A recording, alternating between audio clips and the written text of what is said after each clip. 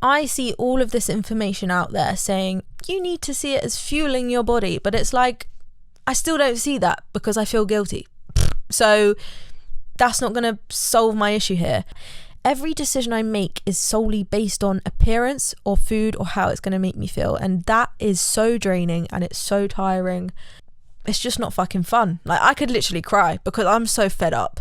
But I'm actually at a point where I'm so fed up that I want to fucking change it. Hello guys, welcome back to the Girl Math podcast. I have tried filming this so many times. I was literally speaking about food guilt and the door went off and I opened it. It was HelloFresh. I now have a subscription for HelloFresh. So big up the guys that gave me a discount because I'm now going to eat healthy and not have food guilt. So I should really be sponsored by HelloFresh, to be honest with you. I was literally speaking about food guilt because Christmas is around the corner and we all know what that means. With Christmas comes a lot of food. With a lot of food comes a lot of guilt. And I'm already feeling it. I'm already mentally preparing for it, which is quite bad, to be honest. So yeah, let's break the stigma, guys. I'm actually on a sugar rush right now, so I'm a bit loopy because I had half a box of After Eights and then I had a chocolate pudding that my boyfriend got me yesterday. So yeah, in my head I thought if I eat all this now, tomorrow I can start fresh and I won't have anything bad in my cupboards. But you know, I now have HelloFresh, so that is looking quite likely. I had an epiphany today because I was kind of like, what am I feeling guilty for? Obviously I know because it takes up 70 to 80% of my brain space, but I asked myself, what do I feel guilty about? And it came down to two things. I'm afraid I'm going to get diabetes. That is number one on my list right now. And number two, I'm scared I'm going to put on weight. Or I know I'm going to put on weight because I've just eaten something really bad, right? Why am I feeling this way? Because guilt is such a thing that is overly used for things that shouldn't be used for. And if you're a normal, amazing, great, nice person, you're going to have a guilty conscience, okay? Now, it's whether you let that guilty conscience manifest into every other area of your life, which in my case is in food. So I then asked myself, what should guilt be used for? Because I know it should not be used for food. I think in my head, I've come to sort of develop this idea that food is dangerous when it really isn't. And I want to remind you that food is not dangerous as long as you have a conscious mind. And everyone is conscious and everyone has a mind. Therefore, food is not dangerous, okay? So I want you to remember that it's not something you should be scared of. And I know it's so much easier said than done because I'm terrified of food. I have been terrified of food before with emetophobia and things like that.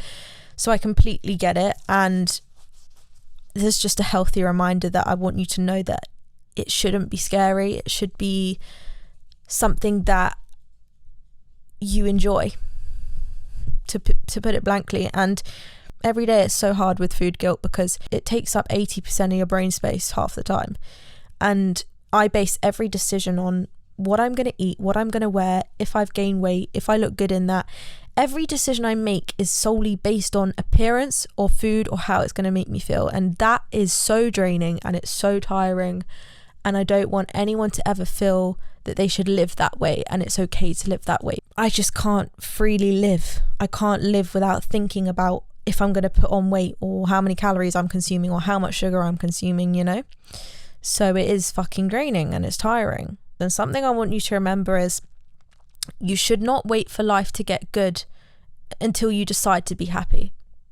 Because I don't ever believe that life is going to come to a point where you're on cloud nine for the rest of your life.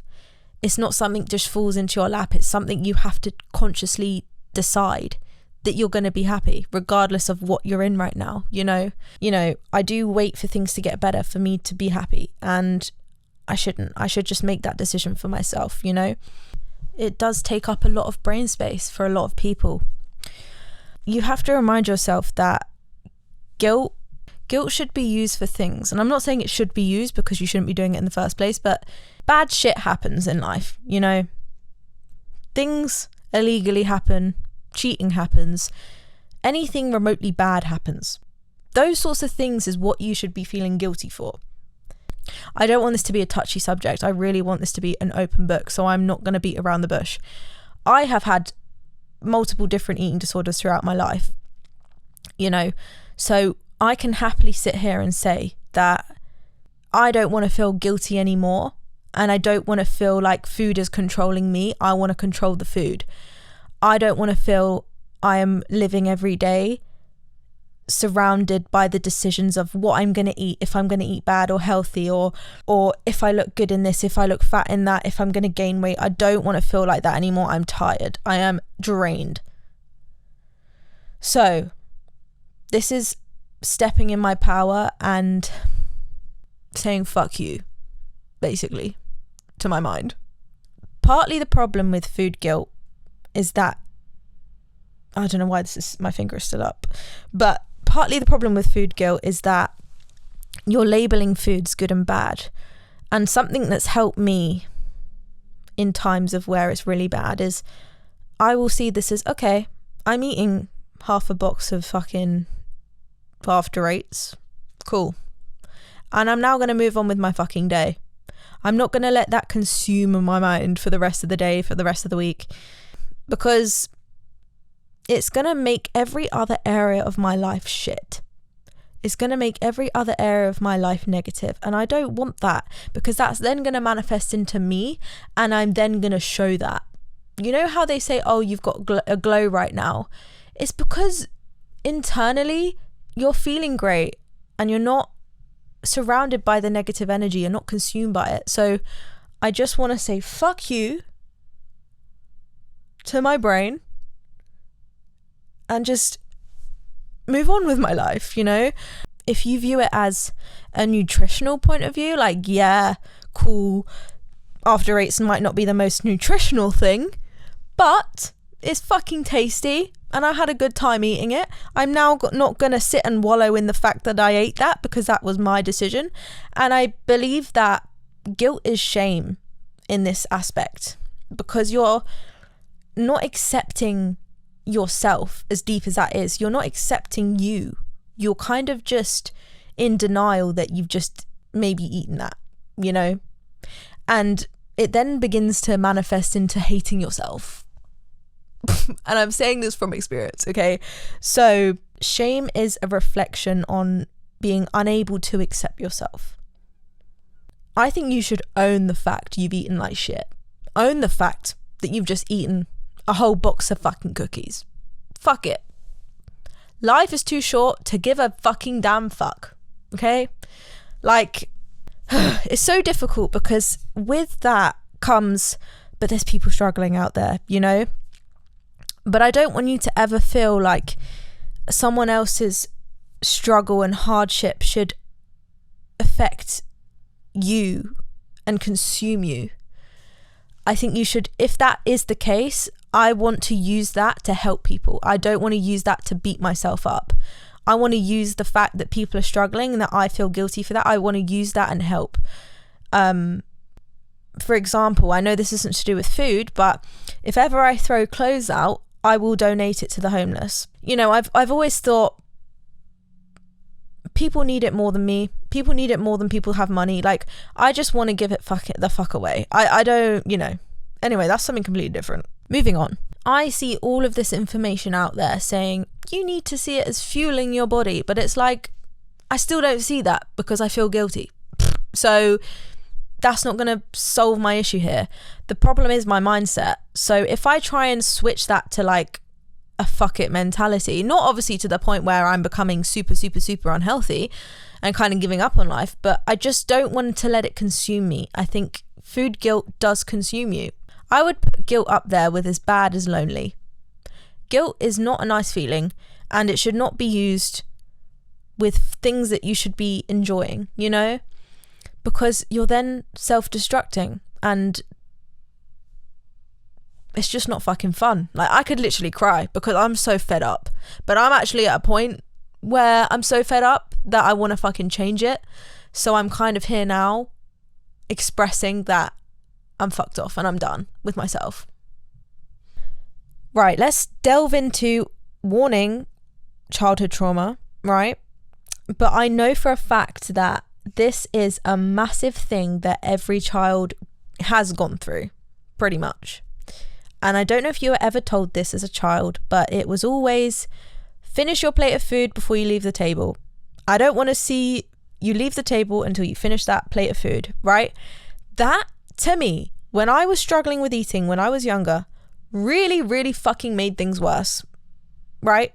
And I truly believe that is one of the reasons why I struggle now.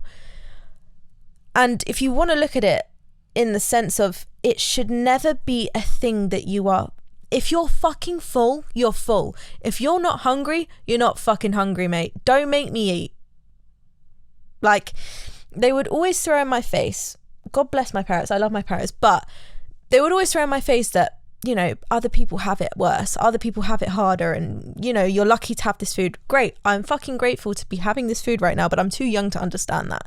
And you're telling me that I need to sit here and force feed myself when I am struggling with food as it is. Like, my parents would say I used to cry underneath the table at dinner time because I just didn't want to fucking eat, which I can understand, you know, parents being stressed that their child's not eating, but I think there was a bigger issue there, because it kind of developed into when I was older. But anyways, phrases can be so harmful, and I don't know, and I'm sorry if you've ever fucking gone through this, because it is a horrible thing, and I have gone through this recently, where people will say to me, you know, it's really triggering. People will say, so warning, I will have just had some dinner, for example, and I'll be like, oh, I'm kind of hungry still.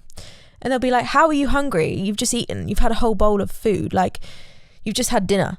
I would get told this constantly, and my body is hungry. Leave me the fuck alone, okay?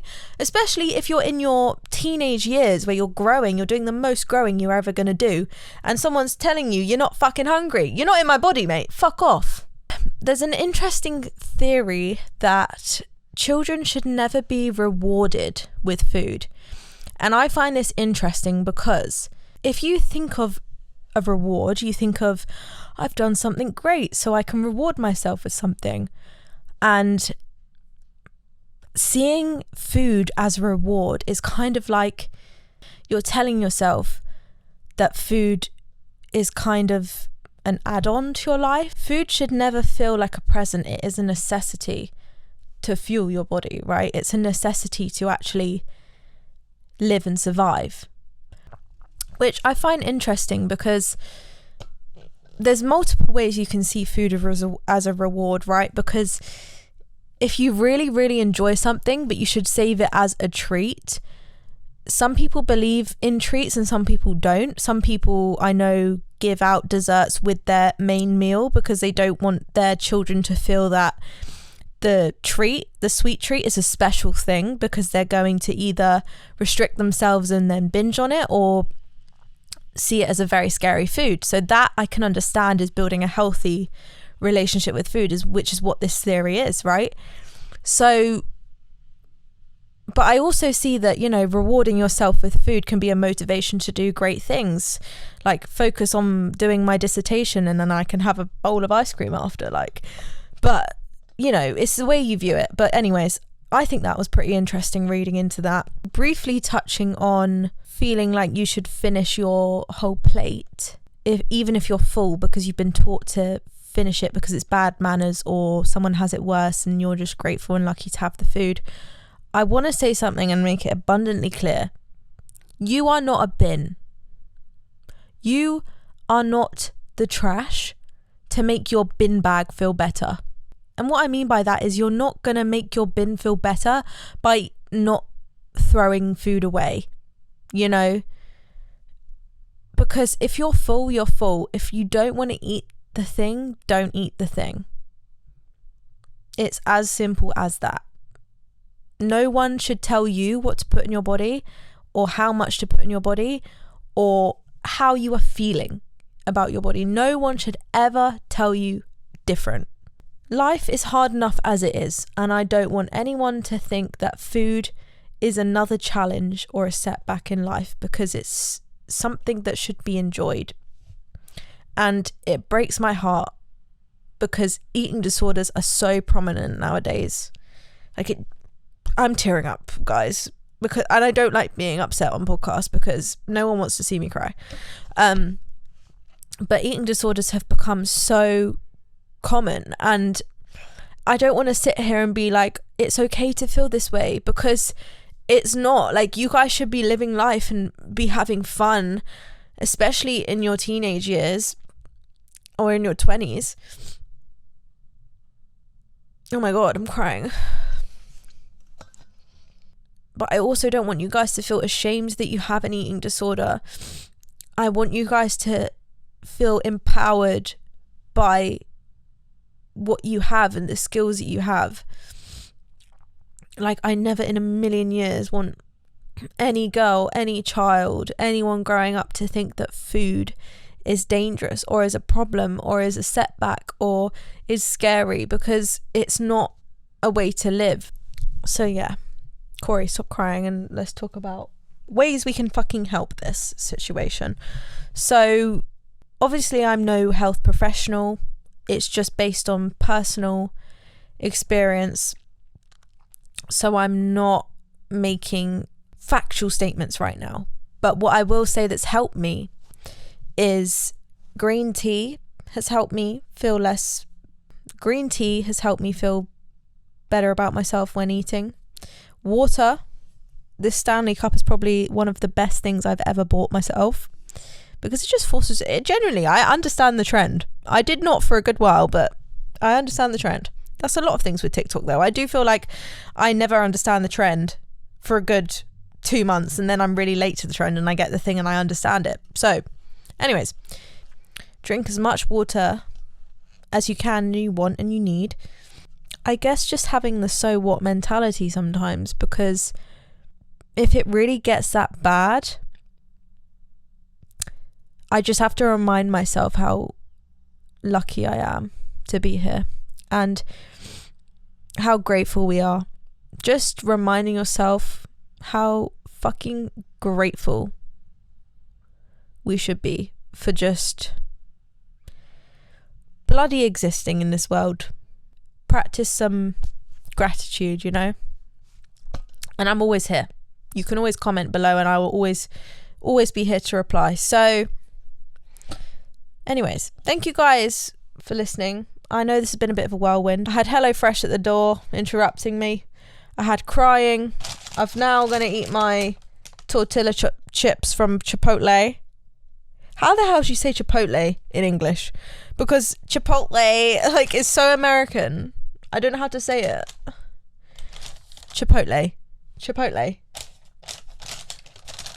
Anyways, I'm now going to demolish these Chipotle chips, and I'm not going to feel bad about it, because fuck it.